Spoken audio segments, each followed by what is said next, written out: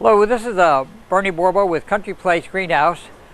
Today we are talking about a little bit about the clematis. Now the clematis is a type of plant that grows up in a nice vine, and it also has some special requirements in that you need to have a well-drained soil. If your soil does not drain well, you need to mound up the soil. But we have some beautiful clematis here today, and that are quite different in a lot of colors. And then one thing I want to show you about the clematis this year, we got a new supplier in, but you can see the roots are really well pronounced, and they should do very well for you. So that's what we're dealing with. The clematis is a good plant.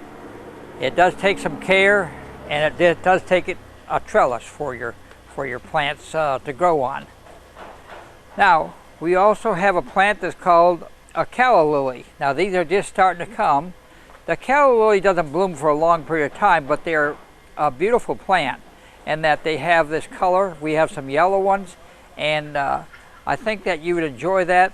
They're $7 a piece, and that's something else that we have. Especially they go well right around closer to Mother's Day. Behind me we have some hibiscus, and the hibiscus that we have here are the twisted kind. Now that's a little bit different. I didn't get any single stem hibiscus this year. I just got the twisted kind because I think people like them a lot better, and I think that they go a lot better. Now there's two different types of hibiscus. Sometimes people get a little concerned. They're looking for a hibiscus that will bloom all the time, yet that comes back next year. These type of hibiscus are an annual hibiscus, and the difference is the annual hibiscus will only bloom during the summer, but it will bloom continuously, whereas the perennial hibiscus blooms only probably from June on. So you get your choice. You can get the annual, which will give you flowers all the time and bloom in the summer, all the way through. So that's a difference. And the perennial hibiscus hasn't even come up out of the ground yet. In most cases, the ground is not warm enough. But they are also beautiful, but they're not quite as showy as the annual hibiscus. Okay, now we're going to move down on the tomatoes. Tomatoes, we have a lot of different varieties. We probably have over 40 different varieties, from the early girl to the better boy. The better boy has consistently been one of our better sellers and also one of the better producers. Brian Madden, who works for us, he has a big garden, and he has tried a lot of tomatoes over the years, and consistently the better boys seem to outperform most of the other ones. Now there's a lot of interest in heirloom tomatoes. We have some heirloom tomatoes as well as the regular type of tomatoes, which are been developed over the years. But it all matters relationship to tomatoes as to individual taste, individual ground, and I think that any tomato can be a good tomato with the right care and also the right ground that you have and the proper feeding of it. But we'll have the tomatoes in a 4-pack. This is a 4-pack, and it has 4 plants, and therefore $1.40 for 4 plants. We also have a tomato in a 4-inch pot. Now this gives you a little bigger tomato, and it also will do very well for you. This happens to be a Roma paste tomato, and it's $1.25 for a 4-inch pot, a nice size 4-inch pot. Now we do have a few 6-inch tomatoes, but really we found that you can plant a 4-inch tomato and it will grow up within a week, maybe, a difference in relationship to you buying a larger tomato. Some people feel like they have to buy a larger tomato because they think they're going to get tomatoes quicker. That doesn't always work out quite that way. We also have the pepper plants. We have some pepper plants in 1204 as well as in the 4-inch pot. So we have a lot of different varieties of pepper plants, and then we have some 6-inch pepper plants that are in like the ghost pepper and the real hot ones, like Carolina Reaper. But we do have those in the pepper line, and I think that if you like something really hot, you will enjoy some of what we have. We'll move on now to some other things. We'll look at some flowers now. Now on the flowers, the Bounce and Patience, and they're really a good plant. They do very well. They'll take some shade as well as a little bit of sun. Of course, if you do any type of time you put a impatient in the sun, it will take more water, and you have to be willing to water. So that's a crucial factor. Now, if you look over here in the greenhouse, you can see some Gerber daisies are coming along, and we got some snapdragons that are blooming, and we got regular petunias that are starting to come. You'll see the red and the purple and the blue. They make a real nice plant. And one thing about a petunia, if you want to plant some of them a little bit early, you can do so.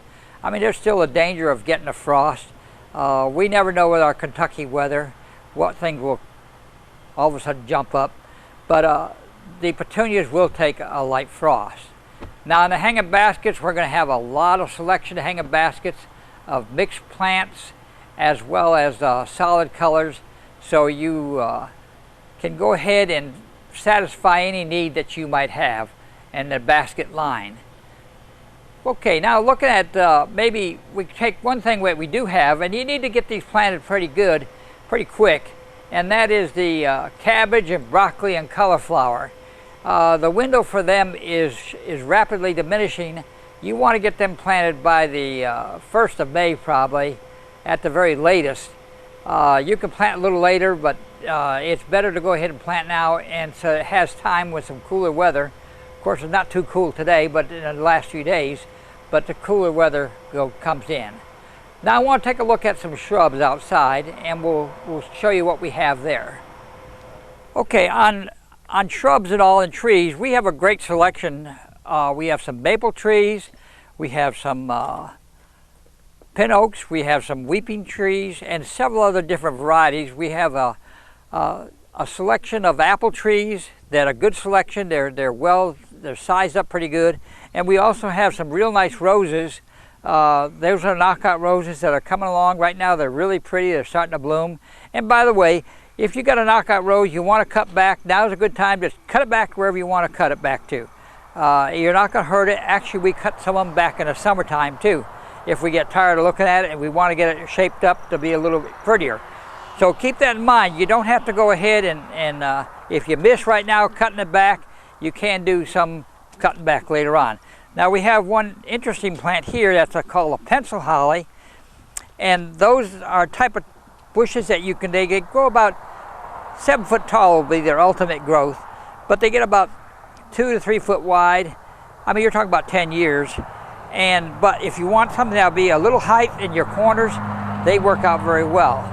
We also have some hollies that do well in that situation for height and all, and we have some boxwoods that also do well with a little bit of height. Now we have a soft touch holly, which is this particular plant. Now that grows about 2 foot tall and about 3 foot wide. And then we have, of course, your traditional boxwood. Just up from that, we've got a green velvet and a wintergreen. The green velvet has a little smaller leaf, and then the wintergreen has a little bigger leaf. And it just depends upon which one you want to do. Now I mentioned the weeping cherry trees, and that's what this is right here. This is a real pretty one, the weeping cherry, and it's a snow fountain tree.